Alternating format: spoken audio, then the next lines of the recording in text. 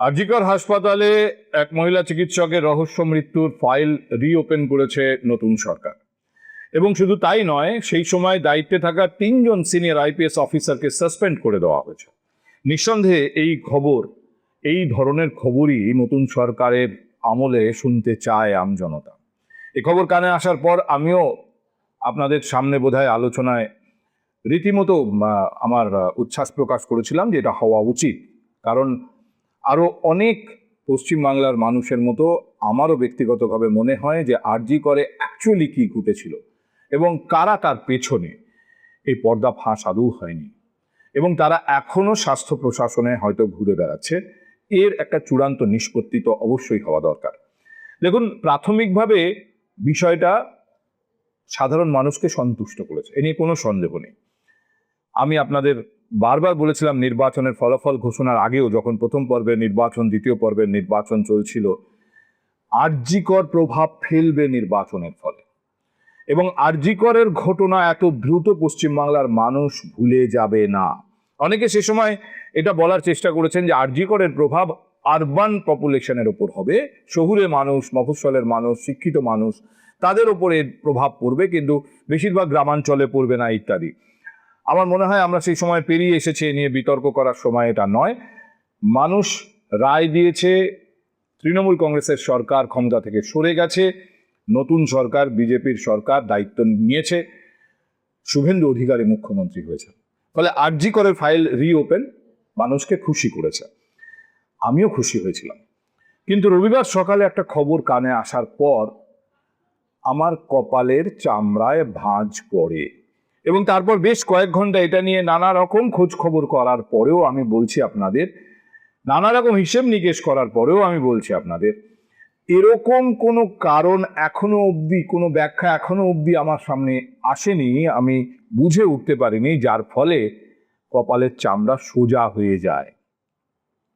কি সেই খবর, কি সেই ঘটনা যা জানতে পারার পর আমার মনে হচ্ছে যতটা আমরা দেখছি তার থেকে অনেকটাই আমরা দেখতে পাচ্ছি না। আমি আপনাদের ব্যাখ্যা করে বলছি। দেখুন, সমস্ত ছবি পরিষ্কার করে দিচ্ছে যে নতুন সরকার যে অনিয়ম হয়েছে আগের সরকারের আমলে, যে দুর্নীতি হয়েছে, যে অপরাধ হয়েছে, সেই অপরাধগুলো, সেই দুর্নীতি বা অনিয়মগুলোর নিষ্পত্তি করতে চায়। এবং অনেক এরকম উদাহরণ ইতিমধ্যেই স্পষ্ট হচ্ছে যে প্রশাসনের গুরুত্বপূর্ণ ব্যক্তি, পুলিশের গুরুত্বপূর্ণ অফিসার, ক্ষমতা সম্পন্ন অফিসার, তারা সম্পূর্ণভাবে দলীয় নির্দেশে কাজ করেছে, দলের, সেই সময়ের ক্ষমতায় থাকা দলের স্বার্থে কাজ করেছে, আইনকে বুড়ো আঙুল দেখিয়ে তারা ক্ষমতার অপব্যবহার করেছে, ইত্যাদি ইত্যাদি। এগুলো তদন্ত হোক, যদি এরকম কেউ করে থাকেন তাদের দৃষ্টান্তমূলক শাস্তি দেওয়া হোক, এমন একটা উদাহরণ তৈরি হোক যাতে ভবিষ্যতে এই ধরনের ছবি আমাদের আর না দেখতে হয়। রোববার সকালবেলা খবর পেলাম যে স্বাস্থ্য সচিব বিভিন্ন হাসপাতালে গভীর রাতে গিয়ে ভিজিট করেছেন, আরজিকর হাসপাতাল, এসএসকেএম হাসপাতাল। কি না তিনি দেখতে চেয়েছেন সেখানে প্রশাসনিক কাজকর্ম সব ঠিকঠাক চলছে কিনা, চিকিৎসকরা ঠিকমতো অ্যাটেন্ডেন্স দিচ্ছেন কিনা, বিভিন্ন ওয়ার্ডে যে ধরনের পরিস্থিতি, যে ধরনের প্রিপারেশন, যে ধরনের পরিষেবা থাকার কথা রাতে, সেটা থাকছে কিনা ইত্যাদি। তো এটা নিয়ে তো ইতিমধ্যেই প্রথম আমরা দেখেছিলাম অগ্নিমিত্রা পল, তিনি একটি হাসপাতালে চলে গিয়েছিলেন। তারপরে তৃণমূল কংগ্রেসের, বিজেপির যারা জিতে আসা বিধায়ক, তাদের মধ্যে যারা চিকিৎসক, দুজন চিকিৎসকের নাম সব থেকে প্রথম সারিতে আলোচনায় এসেছিল, ইন্দ্রনীল খান এবং শারদ দত্ত মুখোপাধ্যায়। তারা বিভিন্ন হাসপাতালে গেছেন, বৈঠক করেছেন প্রশাসনের সঙ্গে, এবং সোমবার দিনকে স্বাস্থ্য ভবনে একটি গুরুত্বপূর্ণ বৈঠকেও তাদের থাকার কথা। এবং সেই বৈঠকে বিজেপির তরফ থেকে মোট 8 জন চিকিৎসক নাকি জিতে এসেছেন।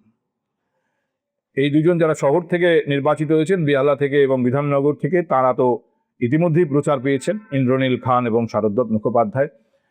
বেচারাম মান্নাকে হারিয়েছেন অরূপ বাবু, তিনি একজন চিকিৎসক। যিনি বীরবাহা হাসদাকে হারিয়েছেন প্রণত টুডু, তিনি একজন চিকিৎসক। সব মিলিয়ে নাকি 8 জন চিকিৎসক আছেন এই 207 জনের বিধায়ক তালিকায়। ফলে তারা প্রত্যেকেই অ্যাক্টিভ হচ্ছেন স্বাস্থ্য প্রশাসনের ঝুলটুল ঝেড়ে এটাকে পরিষ্কার পরিচ্ছন্ন করা। কিন্তু যখন আমি শুনলাম যে স্বাস্থ্য সচিব গিয়েছেন গভীর রাতে বিভিন্ন সরকারি হাসপাতালে, এবং সেই স্বাস্থ্য সচিবের নাম নারায়ণ স্বরূপ নিগম। আমার কপালের চামড়া একটু কুঁচকেছে, অনেক জায়গায় পরিবর্তন হয়েছে, সিনিয়র আইপিএস সাসপেন্ড হয়েছে, কিন্তু নারায়ণ স্বরূপ নিগম স্বাস্থ্য সচিব রয়ে গেছেন। মনে রাখতে হবে, যখন আরজি করের ঘটনা ঘটে তখন স্বাস্থ্য সচিব ছিলেন নারায়ণ স্বরূপ নিগম। তিনি স্বপদে ওই চেয়ারে বিরাজমান রয়ে গিয়েছেন, কোনো পদক্ষেপ তার বিরুদ্ধে করা হয়নি।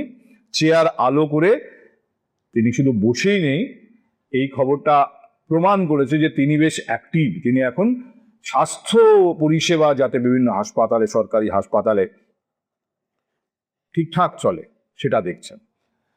দেখুন, যখন তিনি আইপিএস সাসপেন্ড হওয়ার খবর সংবাদ মাধ্যমকে মাননীয় মুখ্যমন্ত্রী জানান, তিনি পরিষ্কার বলেন যে তার সরকার মনে করে যদি ওই আইপিএস অফিসাররা তাদের চেয়ারে থাকেন তাহলে নিরপেক্ষ তদন্ত হবে না।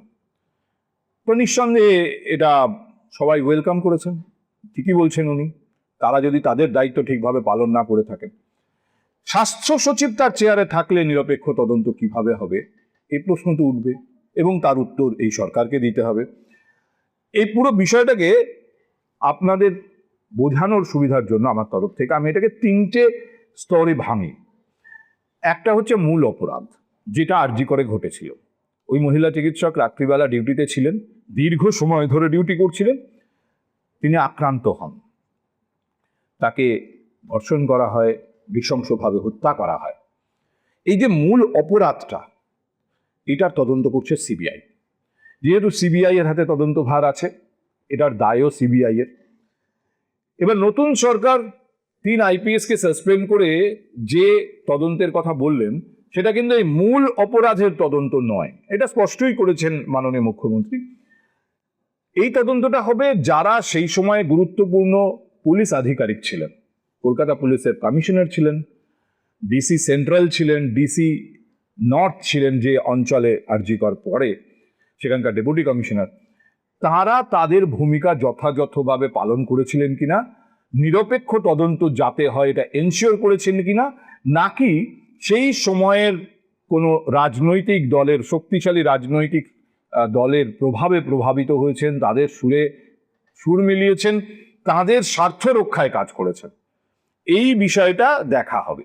তার জন্য এই 3 আইপিএস অফিসারকে সাসপেন্ড করে দেওয়া হয়েছে এবং তাদের সেই সময়ের ভূমিকা পর্যালোচনা করা হবে। শুধু তাই নয়, তাদের সেলফোন, সেখানে তারা কার সঙ্গে কথা বলেছেন, চ্যাট হিস্ট্রি, এই সব দেখা হবে। তাদেরকে কোনো রাজনৈতিক ব্যক্তি, এমনকি সেই সময়ের মুখ্যমন্ত্রী কোনো এই ব্যাপারে নির্দেশ দিয়েছিলেন কিনা, প্রত্যেকটা বিষয়কে অ্যাপ্রিসিয়েট করেছে জনতা। বাংলার মানুষ ওয়েলকাম করেছে এই পদক্ষেপকে। কিন্তু সেই সময়ে স্বাস্থ্য প্রশাসনের দায়িত্বে যারা ছিলেন, তাদের ব্যাপারে সরকারের দৃষ্টিভঙ্গি কি?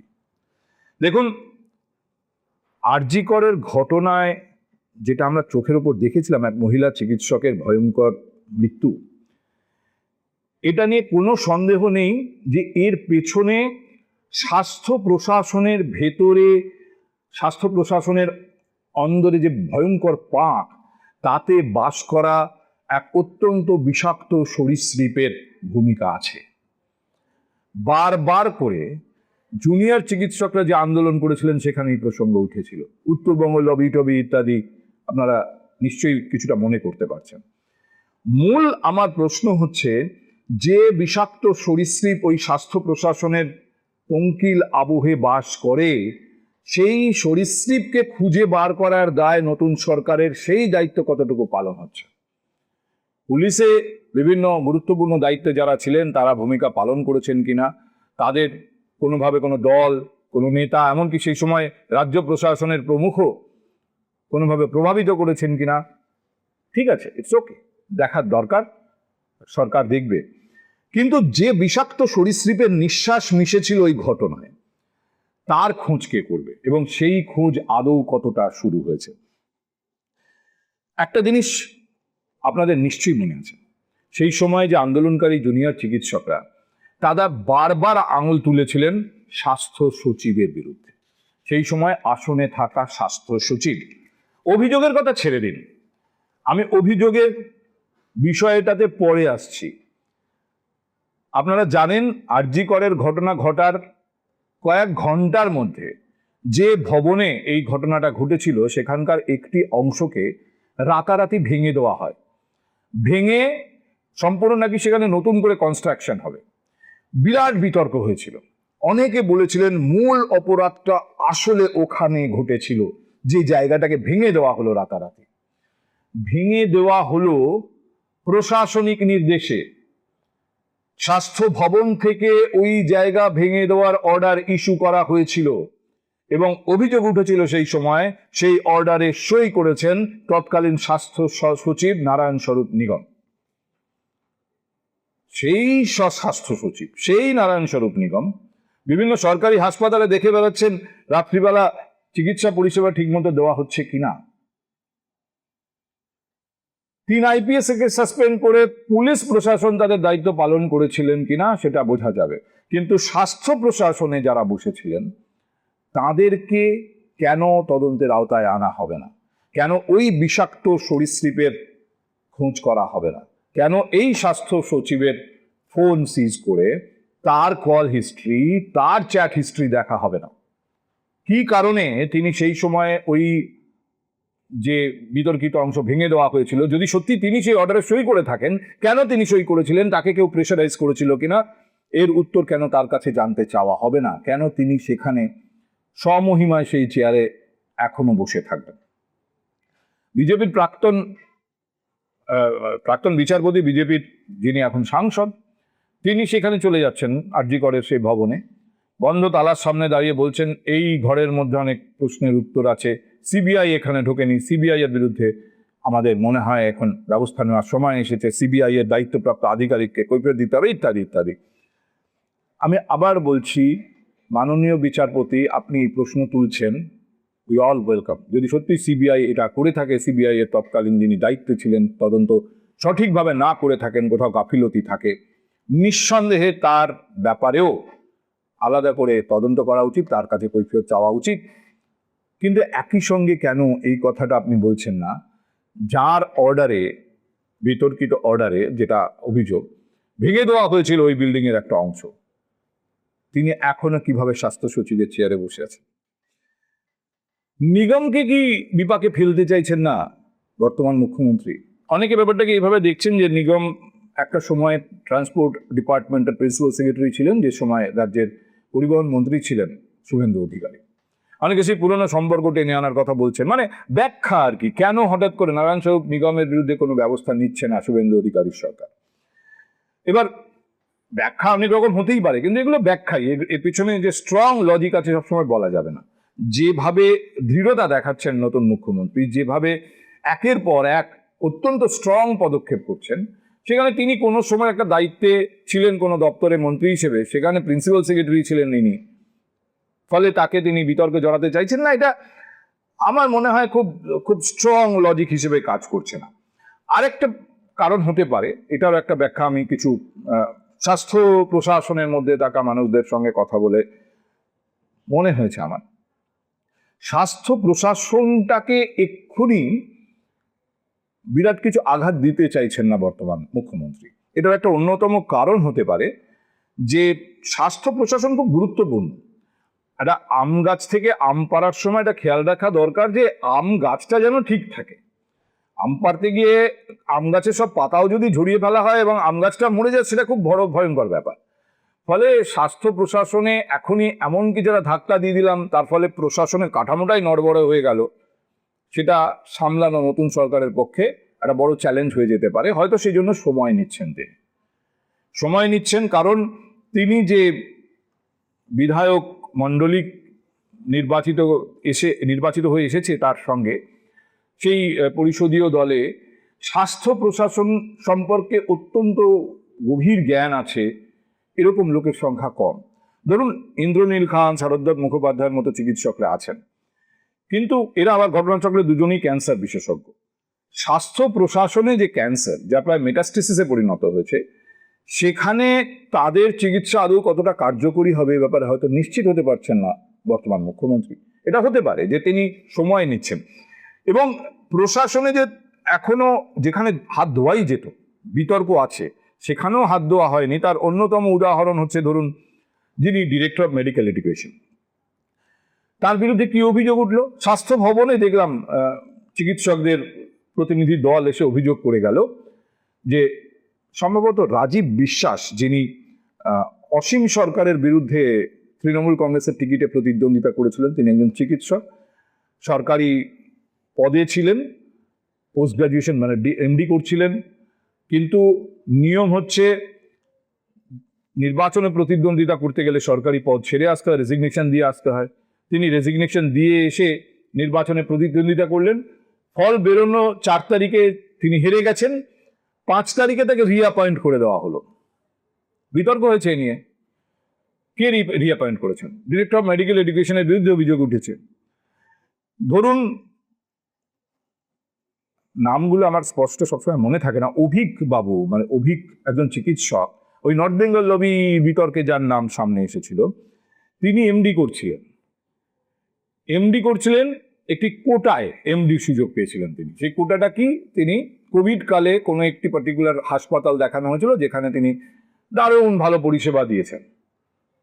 ওই হাসপাতালের সুপার জানিয়ে দিলেন যে এই চিকিৎসককে আমি কোনোদিন এখানে সার্ভিস দিতে দেখিনি।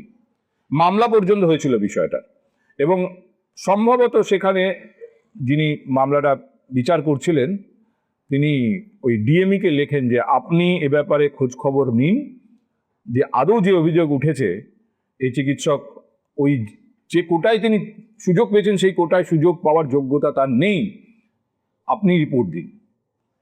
তো অনেক চিকিৎসকের অভিযোগ ডিএমই নাকি লিখে পাঠিয়েছিলেন, না ভিত্তিহীন অভিযোগ, ওই চিকিৎসকের যে কোটায় সুযোগ পেয়েছেন সেই কোটায় সুযোগ পাওয়ার কারণ আছে বলেই পেয়েছেন।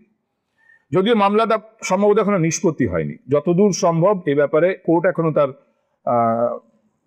বক্তব্য জানায়নি, নির্দেশ দেয়নি কিছু।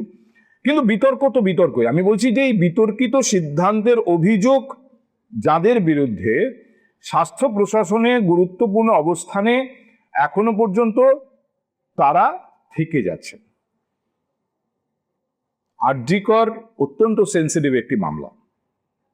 সম্ভবত শুভেন্দু অধিকারী মাননীয় মুখ্যমন্ত্রী এটা খুব ভালো অনুধাবন করেছেন।